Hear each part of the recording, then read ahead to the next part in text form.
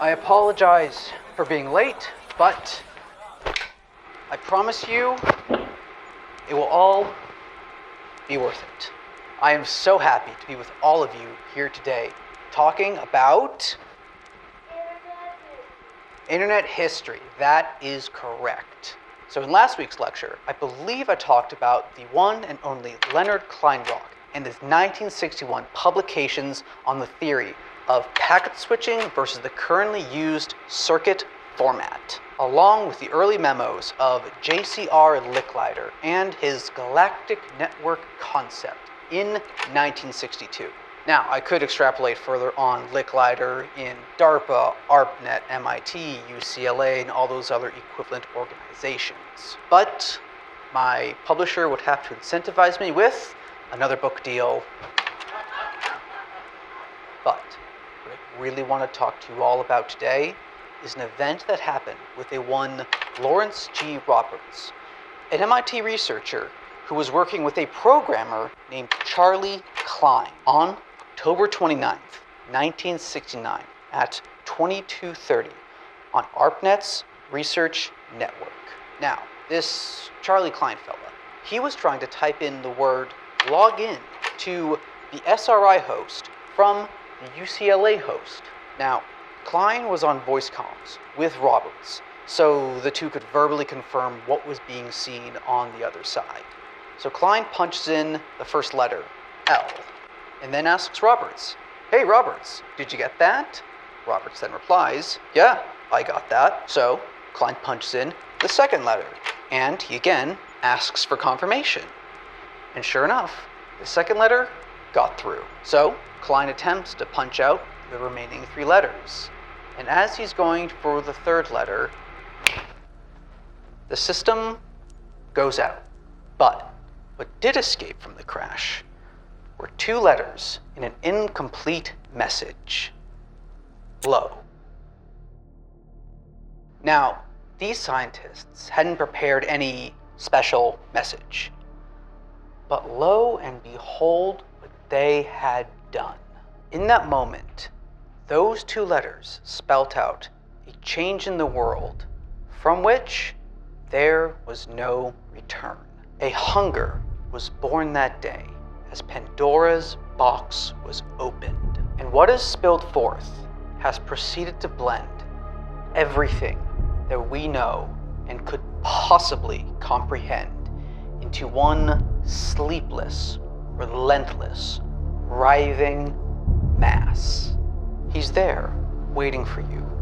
And if you adjust your perspective ever so slightly, you might hear him tapping away on the door of your mind.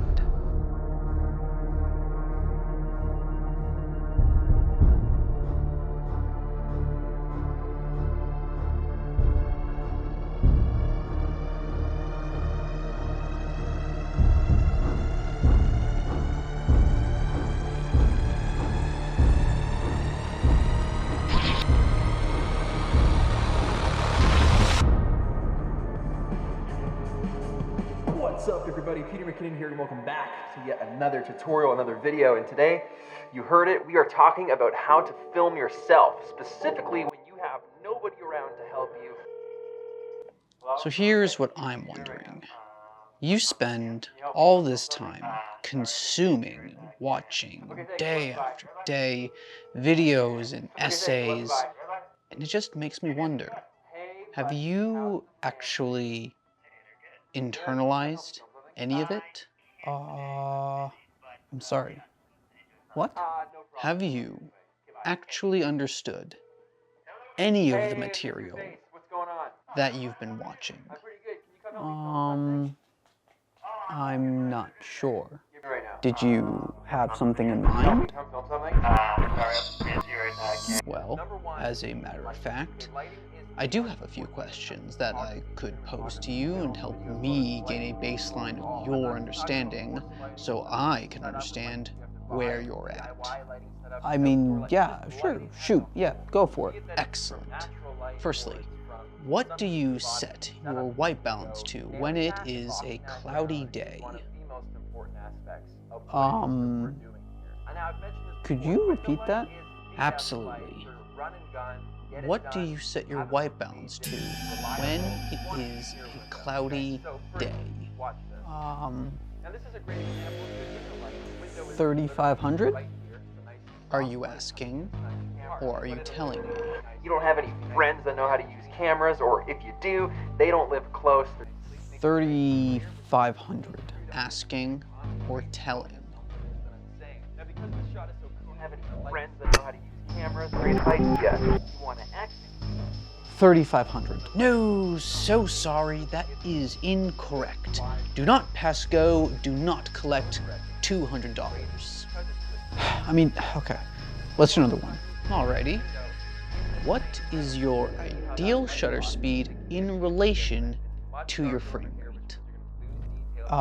Any specific frame rate? Any frame rate you desire. 12, 24, 30, 60, 120, 240, any you desire. What is the relation of shutter speed to frame rate? You want to execute, and you just need to color grade. It's probably going to come out a little more grainy because we don't have enough light. Okay. Shutter speed and frame rate. Like, aren't those the same things? Are you asking or are you telling me? I am telling you they're the same thing. Then tell me they're the same thing. Point number one, the gear that you need. I don't believe you. I need you to convince me. Please tell me with confidence. Make me believe that you know what you're talking about. Number two is going to be the camera placement. I am telling you they're the same thing. Number three, I'm going to call pacing. Well, then say it with your chest. Let's jump into number one. I'm telling you, they are the same thing. Shutter speed, frame rate, same thing. Are as follows. That is incorrect. But being able to lock that down and just think about where you want to shoot in your house, where you want to shoot in whatever building that you're in ahead of time. It's going to make your videos easier to watch. It's going to make that color grading easier. The overall output Well, of your videos will be tenfold. I guess we've got a lot of work to do. Think about the lighting. But that's first. okay, Use those because windows I to will be there to properly guide fix you it through down. every Now, don't single worry, I get step. asked about 500 times a day where I find Okay. music, how I get music for my videos. I'm going to do an entire Okay. video on that. So All don't right. worry, guys. Meeting adjourned. This filmmaking is a very personal experience. Your unique perspective is the key to unlocking success. Even so, there are some rules you should know and technical standards you must follow if you are to ever be accepted by this community.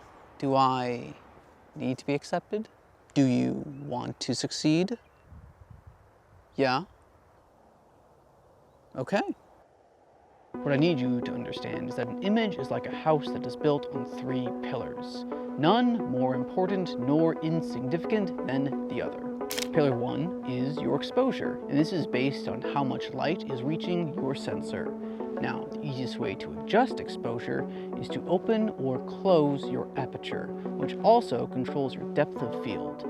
So if you want something to look more shallow and buttermilky smooth, then have a lower aperture, but you let more light in. So what if I'm looking to film something and I'm outside, but what I want to film is actually inside? Don't do that. If you do, it will all look rather...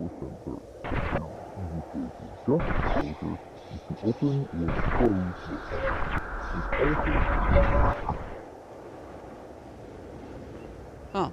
Pillar 2 is your ISO, and think of this as the sensitivity your image has to the light that has gotten through your aperture. A low ISO means your sensor is quite dull to the light that gets through, but a high ISO will make your footage granular, textured, almost crunchy. Well, that's interesting. Is there like a perfect ISO setting? Exterior shots, 400 to 600, with interior shots, depending on light availability and the hardware you possess at the time, 800 to 1600. However, I wouldn't go any further beyond that point, otherwise excited pixels. Your third pillar may be the most variable, depending on whether you're taking stills or moving images. Now, based on what you've been consuming, I'm going to say that you are going to make moving pictures. So from there, you must, and I repeat, must, have your shutter speed double that of your frame rate. Too high of a shutter speed means your image is uncomfortable to watch. But more consequently, a low shutter speed means your image will smear and be near unwatchable. Is there any flexibility in this format?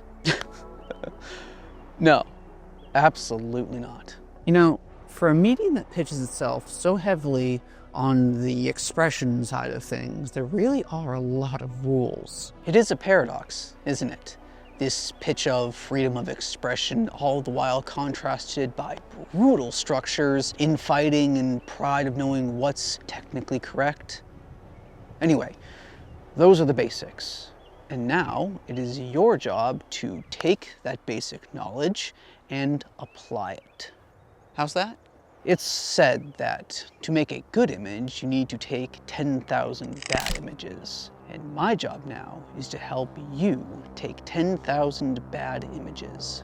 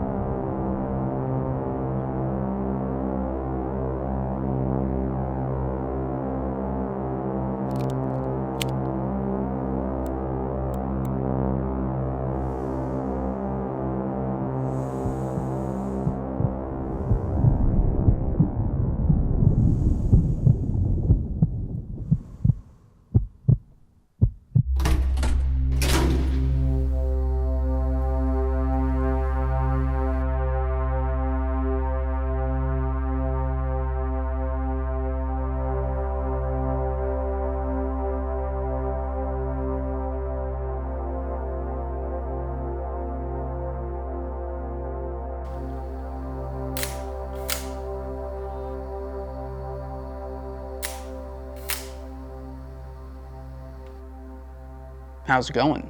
I am doing just fine. Sure.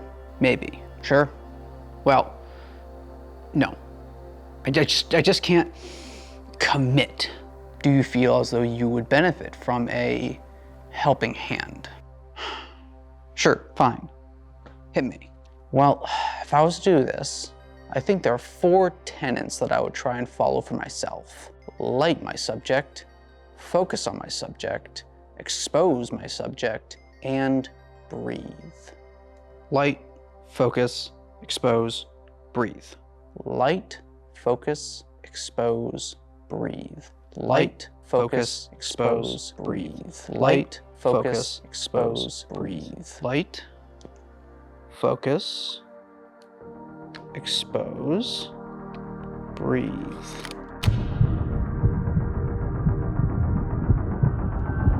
Okay, face left, face right. Look at me, scowl, smile, crouch, jump, face right. Look at me, move, jump, scowl, look at me, smile, move, crouch, jump, face right. Look at me. I think I got all the angles I want. From here, let's reposition.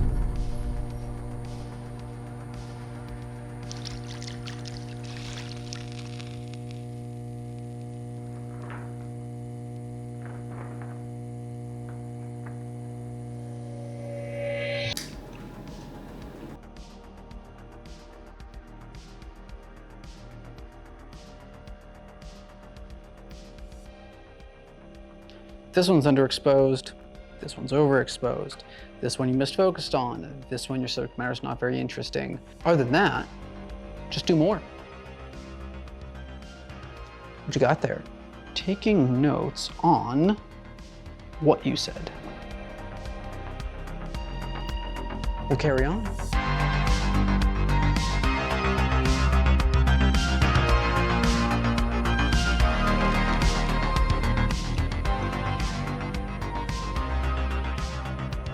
I don't mind this, but we can do more.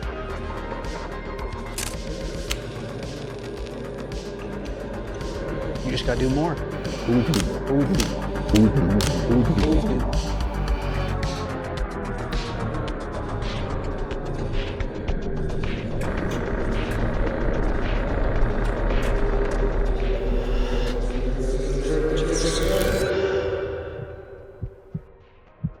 What? Is it actually difficult? Do you actually have to try? You've never tried in your life. Always running away at the first sign of resistance, and now that someone actually expects something of you, you have hesitations? Well, I guess this is a big choice, isn't it?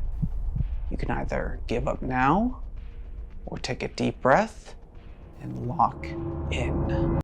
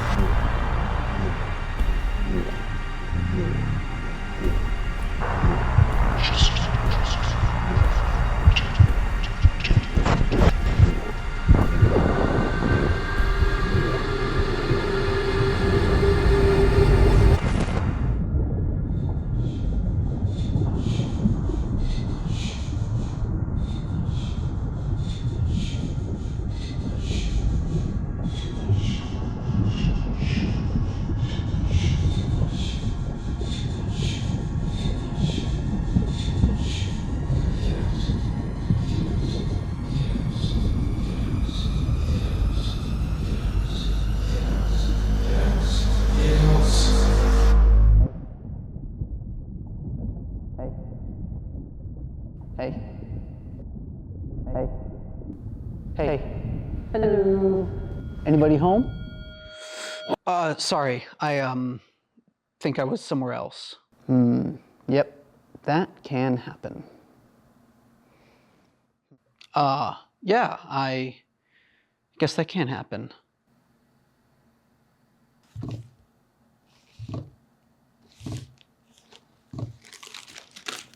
So, how do you feel this has been going for you? What do you mean? I mean, like, how has this learning process been for you? I mean, it's slow, but repetition breeds instinct. Instinct generates mastery, and mastery is what will make me the commander and conqueror of light and exposure. Or something like that. And once that's all done, I mean, who knows what's next? So there's nothing to strive for, no more worlds to conquer. Once you've covered the basics and you're happy, it's congratulations, I have completed film. I mean, once I've had my fill of this, sure, I might stick with it or I might move on to something else. But like, what about all the other avenues and disciplines you could pursue? What about the conversations that we had about being a cinematic creator? But that's all a bit pretentious. A film essayist? Ooh, no, that is boring. A lifestyle vlogger. Yes. And by the way, the 2010's called and they want their oversaturated market back. I mean, with what I want to make, I doubt there's actually a market for that. Anyway, these images are nice and all, but they're just silent moments screaming into a void, hoping to receive the gift of movement one day, a gift that I cannot give them. But they're immortal. What you've done here is nothing short of extraordinary. You've performed an act of cosmic defiance, taken up the mantle of Prometheus against the World Eater. This unassuming piece of plastic is a robbery against time itself. You've stolen from his gluttonous, greedy mouth and suspended one more morsel in space. So let me get this straight. You're saying that this piece of paper has cosmic implications, but if that's the case, then what even is this conversation? Aren't the words that we're saying to each other in another way just a picture imprinted on the mind? It's true. Everything makes its mark, whether it be physical or emotional, that's undeniable. But time prowls the mind, looking to haul away stray memories like wanton sheep that have wandered out of the shepherd's vision. But this seemingly innocuous bit of plastic serves to abate that meal and return the sheep to the flock, if not for a little while longer. Sitting here, you're a rebel, pushing against the cosmos with nothing more than little bits of metal and plastic and glass. So, all of this is... It's a war, my friend, and you're an active combatant. So I guess the question is, what will your role be? Do you simply sit back and let yourself and those that you love be swallowed up in time's maw just to fade away into obscurity? Or do you get creative, weaponize your mind, and solidify your life, your memory, and legacy? So cosmic being, a war against time via shutter speed, and my sorry self is now caught in the middle of all of this because I choose to take a couple of pictures. This has been one of the more interesting conversations in a while. And honestly, I think it's time for me to see myself out. Heading out? What? Where? Why? I mean, we were just getting going. Yes, there is this person who I have been talking to for the last period of time. Is she like you? Not that I know of. Is she driven? Like in her career? I don't know, but I'll be happy to report back to you tomorrow. Oh yes, tomorrow. Tomorrow then. Adieu.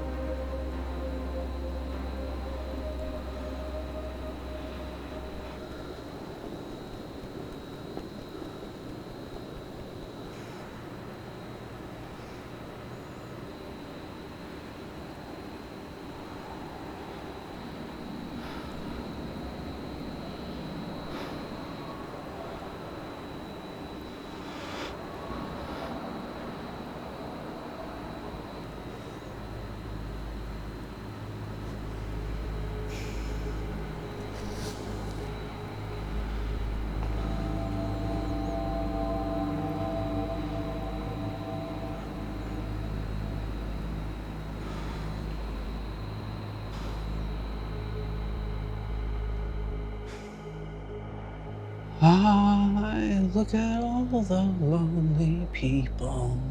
I look at all the lonely people. Excuse me. Excuse me?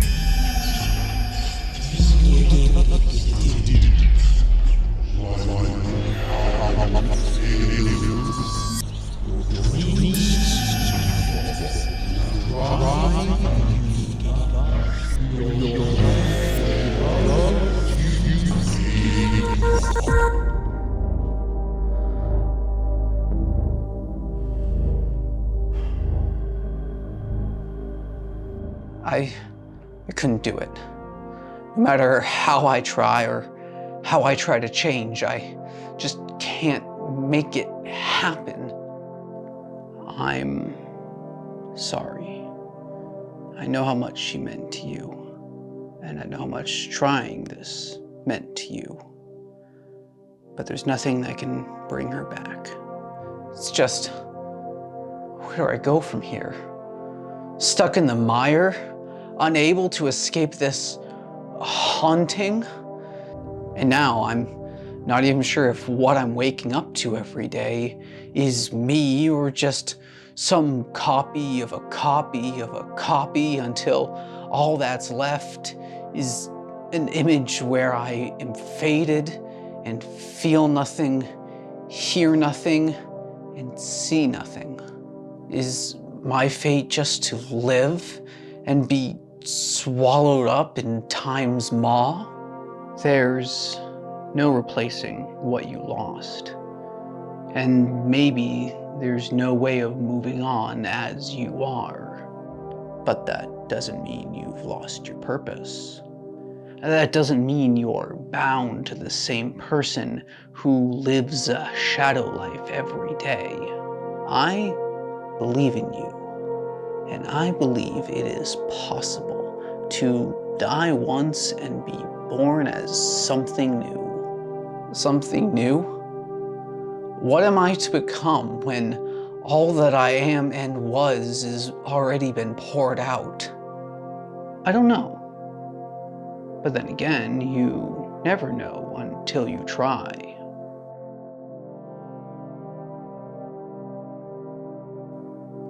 What are you doing? Performing an act of cosmic defiance.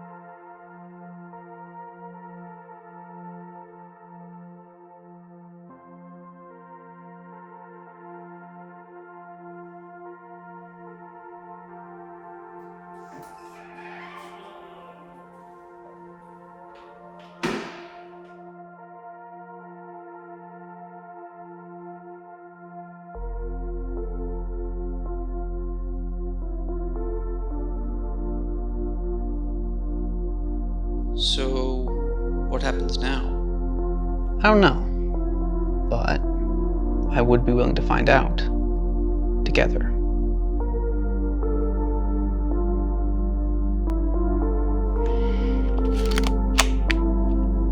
No, I cannot smile right now. I don't want you to smile. I just want you.